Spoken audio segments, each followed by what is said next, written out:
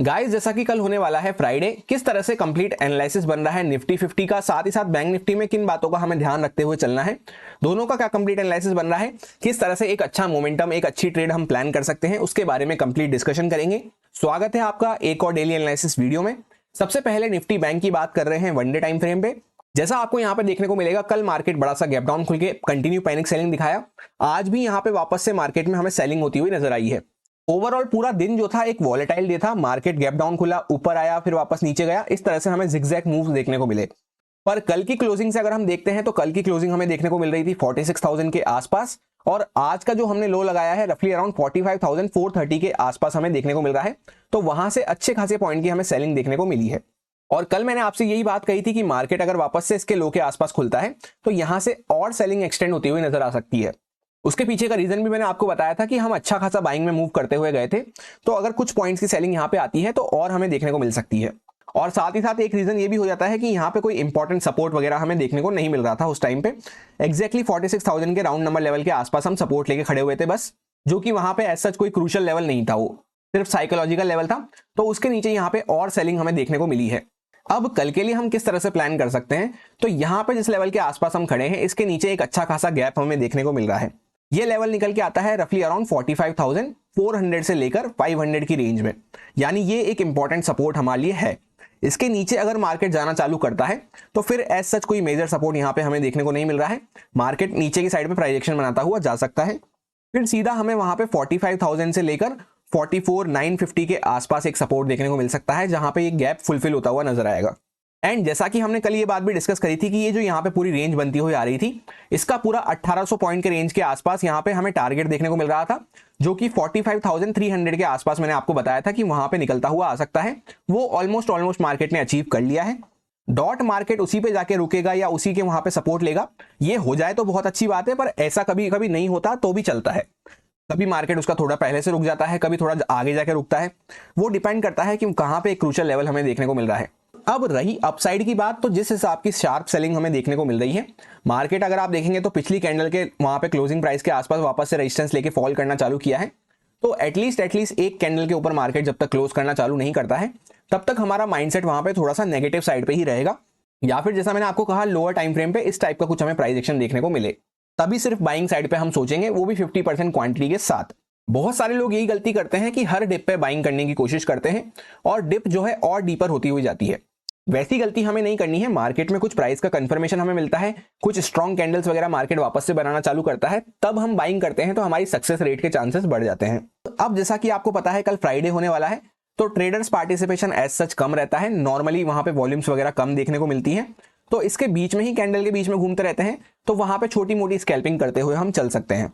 और जैसा कि आपको पता है कल हमने इंडिया विक्स और वॉलेटिलिटी के बारे में कंप्लीट डिस्कशन किया था, तो वॉलेटिलिटी जो है अभी बड़ी हुई है, तो छोटी मोटी स्कैल्पिंग में भी हमें काफी अच्छे पॉइंट्स यहाँ पे देखने को मिल सकते हैं। बस रिस्क मैनेजमेंट को कंट्रोल में रखते हुए और साथ के साथ ओवर ट्रेडिंग से बचते हुए हमें काम करने की जरूरत है।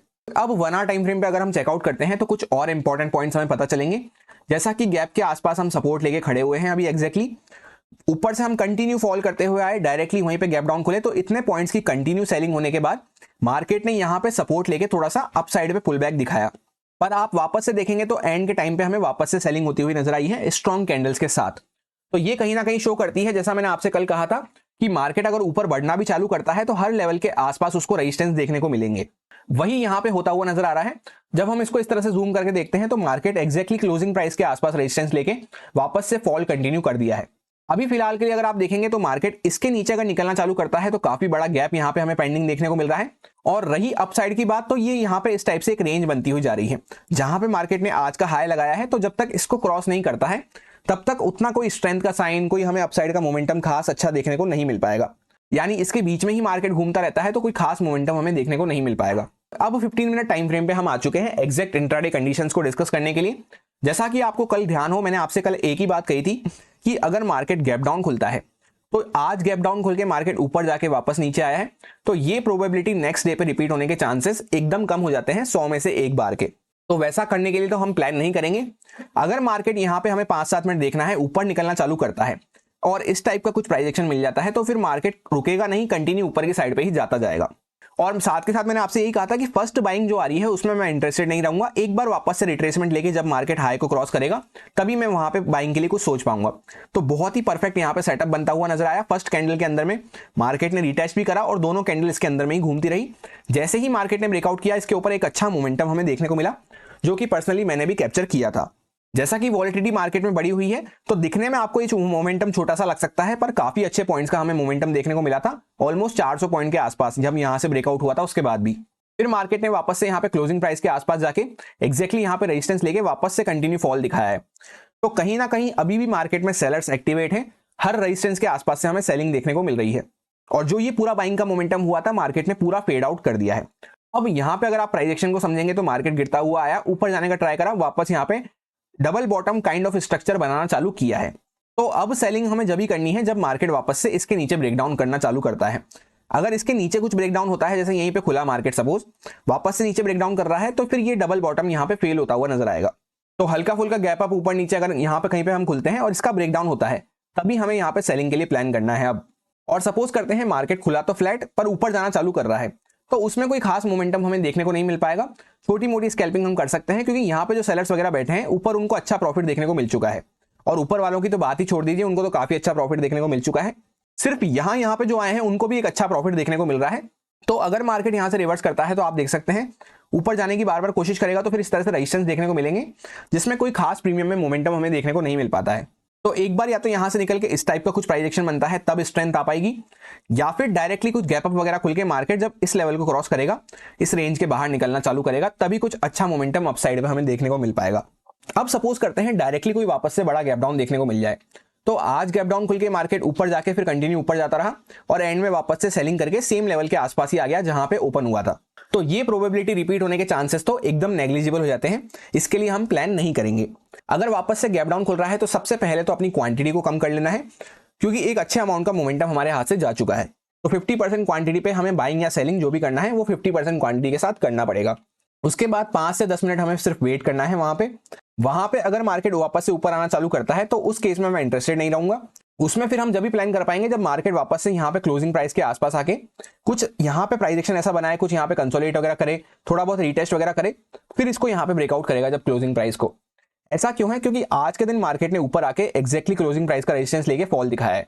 तो कल के दिन वापस से अगर क्लोजिंग प्राइस पर रेजिस्टेंस दिखाता है मार्केट तो नीचे नहीं जा पाएगा, तो उसका ब्रेकआउट हमें देखने को मिल सकता है, उसके ऊपर ही कोई खास मोमेंटम हमें देखने को मिल पाएगा।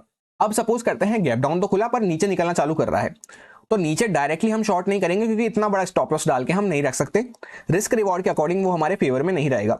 5-7 मिनट हमें देखना है, 5 मिनट टाइम फ्रेम पे कुछ इस टाइप की कैंडल वगैरह बनती है, कुछ यहाँ पे मार्केट पॉज करके या इस टाइप का कुछ प्राइजेक्शन दिखता है 5 मिनट टाइम फ्रेम पे। अभी हम 15 मिनट टाइम फ्रेम को देख रहे हैं, 5 मिनट टाइम फ्रेम पे इस टाइप का कुछ प्राइजेक्शन दिखता है, तब वहां पे हम शॉर्ट प्लान कर सकते हैं जहां पे स्टॉप लॉस डालने की हमें जगह मिल रही हो। ऐसा इसलिए क्योंकि डायरेक्टली गैप डाउन खुल के अगर इस तरह से फर्स्ट टिक के साथ ही नीचे निकलना चालू कर रहा है तो हम उसमें भक्ति ट्रेन में वहां पे एंटर कर जाएंगे, तो हमारा रिस्क मैनेजमेंट खराब हो जाएगा। वहां पे स्टॉप लॉस हम इतना बड़ा डाल के नहीं रख सकते, तो कुछ हमारा अपना स्टॉप लॉस डालने के लिए हमें जगह मिलेगी, तभी हम वहां पे प्लान कर पाएंगे। अदरवाइज फिर हमें वेट एंड वॉच करना पड़ेगा। ये सारे कुछ इंपॉर्टेंट लेवल्स रहेंगे जिन पे मैं ट्रेडिंग करते टाइम फोकस रखूंगा। 46,000 का राउंड नंबर लेवल हमें देखने को मिल रहा है, उसके ऊपर 46,173 के आसपास आज का इंट्राडे हाई देखने को मिल रहा है, उसके ऊपर 46,390 के आसपास हमें एक रेजिस्टेंस देखने को मिल रहा है जिसको मार्केट ने निकालने की बहुत कोशिश करी। उसके ऊपर सीधा 46,530 के आसपास रेजिस्टेंस देखने को मिल सकता है, फिर सीधा यहाँ पे 47,000 का राउंड नंबर लेवल निकल के आने वाला है। डाउन साइड पे अगर हम लोग देखते हैं तो 45,500 के आसपास मार्केट ने यहाँ पे सपोर्ट लिया, ऊपर जाने का ट्राई करा, अभी वापस से एक्जैक्टली उसी लेवल के आसपास हम सपोर्ट लेके खड़े हुए हैं। इसके नीचे बहुत बड़ा एक गैप हमें पेंडिंग देखने को मिल रहा है, तो यहाँ पे बीच में तो ऐसा कोई भी लेवल नहीं है। अगर हमें एक लेवल मार्क करना है तो 45,200 के आसपास हम सेंटर में मार्क कर सकते हैं। उसके नीचे सीधा यहाँ पे 44,950 से लेकर 45,000 का जो साइकोलॉजिकल लेवल होता है इसके आसपास हमें यहाँ पे पूरा गैप फिल होता हुआ नजर आएगा।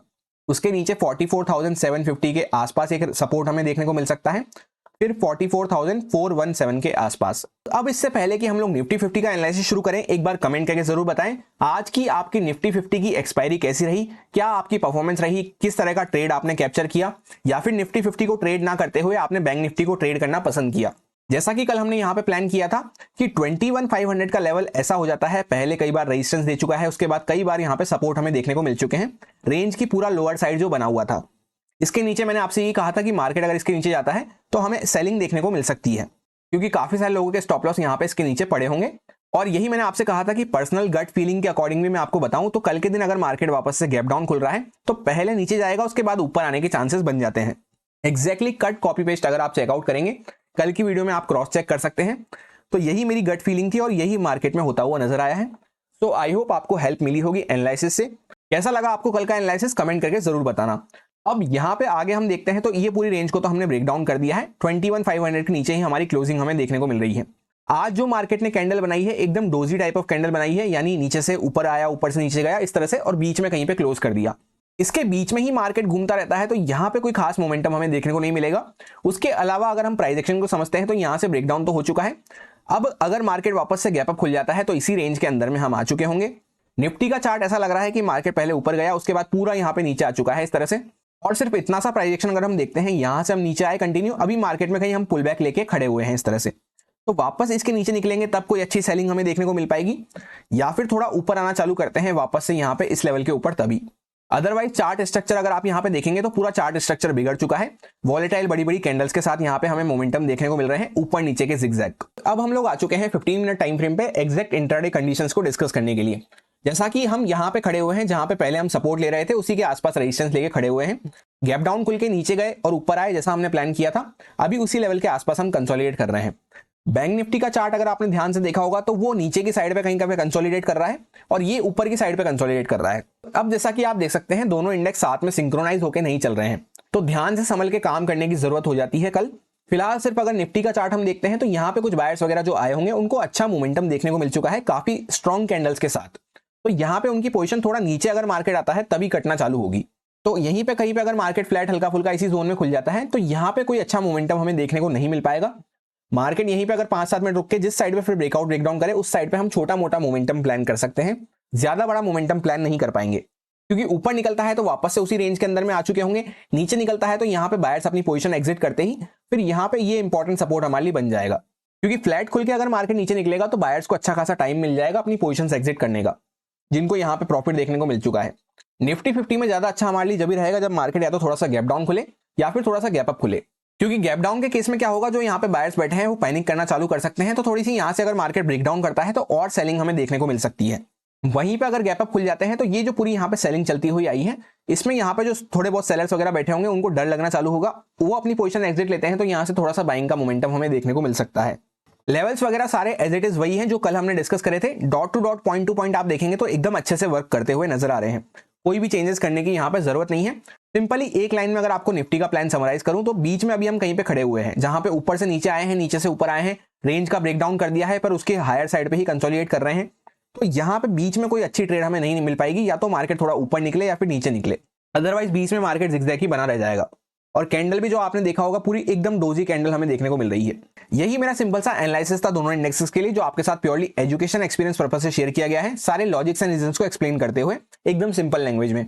अब अगर आपको अच्छा लगा हो, आपको समझ में आया हो, तो आप इसको यूज में ले सकते हैं अपने रिस्क पे, अपने प्रॉपर रिस्क मैनेजमेंट को फॉलो करते हुए, अच्छे से स्टॉप लॉसेस वगैरह को फॉलो करते हुए। वॉलिटिलिटी काफी ज्यादा बढ़ी हुई है, ओवर ट्रेडिंग से बचें और रिस्क को प्रॉपर मैनेज करते हुए काम करें। Happy Friday, thank you.